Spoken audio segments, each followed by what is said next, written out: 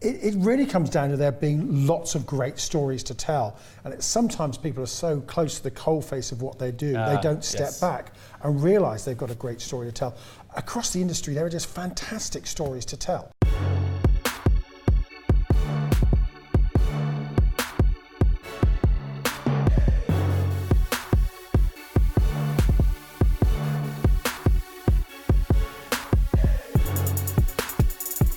Welcome back to Industry Change. My name is Richard Turnergy, founder of Com Marketing, and today we're talking all about content. I'm with Nigel Benton, publisher of Australasian Leisure Management. Welcome on board. Good afternoon, Richard. Good to have you aboard. Now, you've been in the space of publishing some amazing magazines for 20 years. And I think you can share a few secrets of your success of how you've done this. And this is basically the leading magazine in the leisure management area there. How did you get aboard this? Because, I mean, this is a B2B magazine. While digital is on the rise, your magazine is getting stronger and stronger. It's getting thicker, it's getting nicer. Beautiful advertising here, beautiful editorials in here. It's only getting stronger. What is the success of such a thing? Well, success doesn't happen overnight, and it's not just down to one factor. But believe it or not, while people will tell you that newspapers are struggling, and they are, and consumer magazines are struggling, in the business-to-business space, publishing is thriving. People want to engage with good content, and the fundamental for us has always been about good quality content. Engaging with lengthy and informed content online, though, can be difficult. We only stay engaged with things that we read online for a short period of time, which is why short bits of information, short news items work really well online. Yep. But longer and more informed pieces that we like to publish in the printed magazine work better in print. It's also that the demographic of people who make decisions on buying big items of equipment or on major projects tend to be older, and they tend to be people who've grown up with print and are still familiar and comfortable with print. Because what we're talking about in these magazines, I mean, we're talking about decisions to, for a leisure company, for swimming pools, for technology, and these are big items, big purchases. They certainly are. The industry is a significant employer. It plays a significant role in economically and in terms of people's social and community benefits as well. And I should say, leisure, I always admit it, is a really poor word. It's just the best one there is that covers what people do in their out-of-home free time, whether they're going to fitness clubs, whether they're going to council-owned aquatic centres, whether they're going to children's play centres or climbing walls, whether they're choosing to go to sports events, participate in sport and recreation activities, go to entertainment activities, go on holidays to theme parks and national parks. It's all leisure, and as managers and professionals in the industry, we're delivering experiences that they enjoy, that they pay for, that are safe for those people in those spaces, and the individual consumer makes decisions on their activities across all those spaces on a daily or weekly or annual basis if it's things like holidays. So as I say, it's a poor word, but it's the best one there is that covers that. Yeah, all those it may be, I don't know if it's a poor word, it covers so many things, and I think it's the outcome and the feeling that your magazine actually supplies, and the advertisers in it, the information in it is exactly that. They're going direct to that consumer market, and you're hitting that B2B market most importantly. What's been kind of the biggest change in the mediums now? I mean, we just caught up for lunch earlier and we're talking about podcasting, we're talking about videos.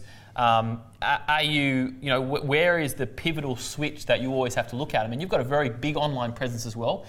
You put something like 8 press releases out there every single day online. When you mention someone's name, it goes straight into Google as well. Talk about that whole process of, taking a print now or on magazine. Taking a magazine now or online. What does that world now consist of? Is that something that we've had to train up how to do? We've had to get to more advertisers across that sector. How does that now expand? Is it much harder now or easier? It's funny, it's changing, but in many ways it's still the same, because the fundamental of anything you read, whether it's online, in print, or anything you hear on the TV or on the radio, is content, is good, well-presented, informative content that's relevant to you. In our case, we're publishing content that is relevant and valuable, we hope, to people who are managing other people's free time, so that as managers they can make informed and better decisions and more successful decisions. But it really goes does come down to the key of there being good content, the fundamentals of your story, whether you're putting it as a press release, whether you're delivering it through a newspaper, whether you're putting it on TV, whether you're putting it as a podcast. It's always about content. Engaging good quality stories that promote what you do but are relevant to your readers and audiences. Content is king. In online marketing, we always teach content. Doesn't matter if the platform Snapchat, Facebook, Instagram. At the end of the day, we have to produce content. And I'm loving hearing that from you, because all we educate and teach before any of our clients touch online marketing is what are you going to actually give out, and that's quality content you're talking about. So it doesn't matter what medium you're talking about here, it's a matter about what you're actually sending out to your audience. It is, and it applies whether you're a large business or a small business. You're delivering a product, you're delivering a service that people are enjoying, that they're benefiting from. And the great thing about this industry is people achieve things by doing leisure activities. They improve their quality of life, and they enjoy doing what leisure delivers. So as I said, whether large or small, there's a great story to tell. We're not nuclear to power, we're not tobacco. We've got a great story to tell about people having a great time and improving their quality of life. And whether large or small, you've got a story to tell about your service, your business, or your activity. And this is great because a lot of our clients also struggle with, what do I write about? And if we're talking to, for example, a fitness chain or a bunch of personal trainers, well, they can obviously write about the success or nutrition tips or fitness tips. You're writing about the success of businesses in this particular industry. And what I'm hearing you saying is that that's interesting for the people that are purchasing possibly that product, and so that's a newsworthy product. And kind of explain that process. I mean, how do you know when you have a good story? I mean, you've been in business for 20 years running a bi-monthly magazine, great, amazing content. How do you know when it's a good story? How do you know in your business, what should I write about? What should I promote? I mean, I think every business spends so much their hard-earned time making sure that it looks good online. But I mean, you're talking about a press release, which to a degree, it's like an article in a magazine, it's an article in a paper. That's probably much higher than an advertisement, would you say? It really comes down to there being lots of great stories to tell. And sometimes people are so close to the coalface of what they do, they don't step back and realise they've got a great story to tell. Across the industry, there are just fantastic stories to tell. I know a lot of your market are smaller fitness clubs and PTs and things like that. I guarantee pretty much everyone has got a great story to tell about the success of their business, which is the sort of thing we'd be interested in. But the sort of thing that their members and potential members would be interested in are things like how they've helped a member achieve a great weight loss goal, or become part of a major event, a group of people being part of a Tough Mudder event or something such as that. How that they've had a celebrity client in their facility or doing their program. How their program has been a business success for them.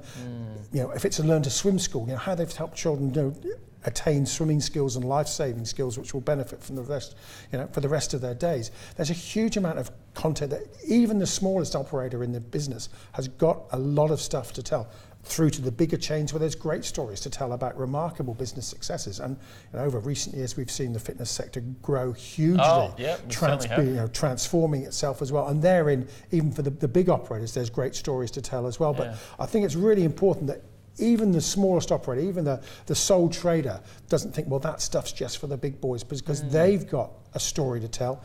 And in this day and age as well, traditional news media outlets struggle. We often hear about major organisations or even local newspapers declining in size, cutting journalists. They're desperate for content. They want content. And we've got, as an industry, fitness, leisure, recreation, has got some great uplifting stories to share that media is really, really keen to use. Wow. So this is great, because a small business, I think they've got some amazing journeys, amazing stories. People who lost weight, heaps of people. They're training a celebrity, or they're training somebody who's been through such a journey, which is very newsworthy. How do, I guess, if they're their own business, they're doing everything themselves, what is the fastest way to get that out? Is it just putting pen to paper, or what should I say, like typing it up? How do they actually get that story? And what about if you're not a writer? How would you overcome those obstacles? Well, that's possibly hard. I always emphasise that people should just have a go. Even if you make mistakes or a year down the track and you look back and think I should have done that better, just get that out there and have a go. It's looking at media that you think is relevant to yourself. You look at whether it's local newspapers, radio stations, social media, or online, and seeing similar stories about other businesses, or thinking that's a space you want to be in. So looking at where you would like to be, and then it's simply putting down your stories. There's a fundamental with press releases they call it the 5 W's, and those are the things to start with: of who, what, where, why, and when. And who, what, where, why, and when. And pretty much every story, you can break it down and drill down, and that's the basis of the story. And depending on what media you choose to use, your press release that you put together can almost act like a script. You don't necessarily have to put it out through traditional media channels. I'd say it's a good idea to always do so, but you don't have to necessarily do it. If you're doing a video cast or something, use your press release that you put together as your script, as it were. It sets out the key things. Don't get bogged down in technical stuff. Don't, if you're writing about activity, don't grab research about activity levels falling in Australia. We all know that, and it's maybe something to put further down the release. The fundamentals, though, are those 5 W's of what you are doing. So it's really just focusing on what you're actually doing and writing about it. Yep. It seems very simple. We could pluck one out of the air for us too now. Richard Tantucci and Nigel Benton, we're the Who. What we're doing is doing a video podcast, a video cast on marketing skills. We're doing it in Sydney, that's the where. Why we're doing it to inform people, and we're doing it today. That's the fundamentals of our 5 points of our press release. And you could take anything you're doing as a business or activity and using those types of principles, make it into a story that you can share with prospective potential customers, members, and people who'll be doing your activity. Wow, I like that, because anybody can get a hold on, anybody can do it. And you could actually put this on your blog or your own website, right? It doesn't have to be on a third party? No, put it on put it out as far and wide as you can. Okay. Through as many media as you're familiar with and are able to put it out there. Some, if you're using external media, some will use it, some won't. That's somewhat haphazard. But if you've got your own channels, your own Facebook page, if you've got images using through Instagram and the like, you may choose to do it through LinkedIn. It really depends on your media of choice. But get it out there far and wide. And don't worry that if it's been published once, that you can't see it published again. Get it out there through multiple media. You'll often see the same story running in the Australian as runs on Channel 9, but it doesn't devalue the story from getting out there, because different people will read it and make use of it and absorb it in whatever way they choose. Amazing value of content there. I think that's just absolutely huge. I think it's really a deal breaker, I think, for a lot of small fitness businesses in this space, because I really believe that once you have a press release out and it's in a magazine or it's online, wherever it is, it's written in a way where it's like it's an authority, it's a fact, and we're running our businesses and we're doing such a great job of it. We're changing so many lives. Yet, 100% we should put it out there. Otherwise, who's going to know about it? Exactly, and it may well be if you're not out there, your competitors are. Yes. So be mindful of that. And in this age of social media, somebody may already be commenting about your gym or activity. An example, I know it does affect a bigger operator, but Fitness First, which a few years ago did have a fairly challenging time over how it was perceived by many in the public and media over its charging, billing, and its policies in relation to when people exited the gym. There were Facebook pages out there I think there was a I Hate Fitness First, and there was an F ... Fitness First page. They were out there whether they liked it or not. So be mindful that if you can control your message, you're getting that out there to bigger audiences, you're combating what may be even negative perceptions or negative messages that are out there about your business. I'm not saying that's always going to happen, but be mindful that you should be making noise about your business, because somebody else might already be doing so in a way you're not controlling. Wave that flag. Let's talk a little bit about the leisure industry. You said it's probably not the best use of words, but it is covering quite a lot. Mm-hmm. How is it? Maybe it's a pretty broad question, but how has it changed over the space of your time being here in 20 years? We just had the fitness show and the Filex convention, and every time I go to the fitness show, there always seems to be something new and innovative. How is the and these could be products, but how has the overall leisure industry changed over the 20 years in your experience, in your view? Because you're seeing everything. You're seeing every press release that comes out. we take an umbrella view and we cover a lot of sectors, and we see what's going on in different sectors. Sometimes some will be expanding and some will be declining. A couple of things. One is this kind of the integration of things. It can be very difficult to purely define what's a fitness activity, what's an aquatic activity, what's a sporting activity. You'll have council-owned centres which now have fitness centres. You'll have trampoline centres that offer fitness classes. You have this huge overlap and blurring of lines between sectors. But overall, it's just been an industry that has mushroomed and grown hugely over the last couple of decades. There are so many opportunities for Australians to participate in stuff that they enjoy and improves their quality of life. I mean, remarkable investment, both the private sector and the public sector, and new areas of growth. And as you say, you see new trends coming out of the fitness show, and that some of which work, some of which you'll never hear of again, but some of which will apply as that particular part of the industry grows as well. Wow. And I liked how you're talking about blurred of lines. I think all industries, I'm feeling that there's a lot of blur of lines in businesses and fitness businesses, and there's a lot of, a specialised yoga studio or yoga studio in a large facility. Like, there's a lot of blurring lines there. How do you see that progressing down the line, especially when we're talking about leisure? Like, is there going to be a way where that's going to be a problem? Do you think that's just the way it's going to move towards and we have to get used to it? I guess it comes down to consumer choice. I mean, consumers now have a huge amount of choice as to what they will do. In, say, 10, 15 years ago, they had a choice whether they go to a large big box fitness club or a council-owned aquatic centre. But then we've had the explosion of 24/7 clubs over the last 5 to 10 years. And then the growth of studios alongside that gives people so many choices as to what they can do. Within that, people in one activity will look over their shoulder and see that there's another activity that's working that they may well introduce. I think we did a story yesterday on a bouldering centre, a climbing wall centre that's opened in Perth. Now, that's a sector that's really taking off. If you look around the place, Sydney or there's a climbing wall that just opened up the road up here in Alexandria. That's right. They're growing everywhere. Sport climbing will be in the 2020 Olympics. So there's a huge amount of growth in that area. But then you go into the individual climbing centres and you'll find they've got a fitness space in there. Or the one we were reporting on in Perth yesterday does yoga classes. So you've got this blurring, so people have a choice. It may well be to cater for different members of a family, or it may well be to offer a more holistic set of opportunities that people can do that becomes their space away from home where they'll go and climb, which is pretty, energetic. Also has huge mental benefits as well, by some research we published as well. And then they can chill out and then get in touch with their inner self through their yoga as well. So it's that consumer choice, presumably for any of these centres, and this isn't picking the Perth Centre. If something such as that doesn't work, well, they'll withdraw it, change it, move on to something else. But it's about looking at different opportunities and what consumers are wanting and when they leave their home and what they're doing with their out-of-home free time.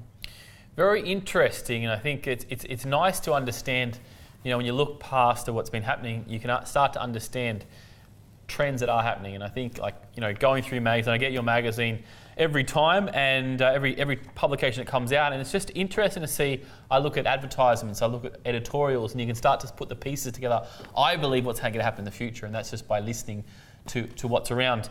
I like it.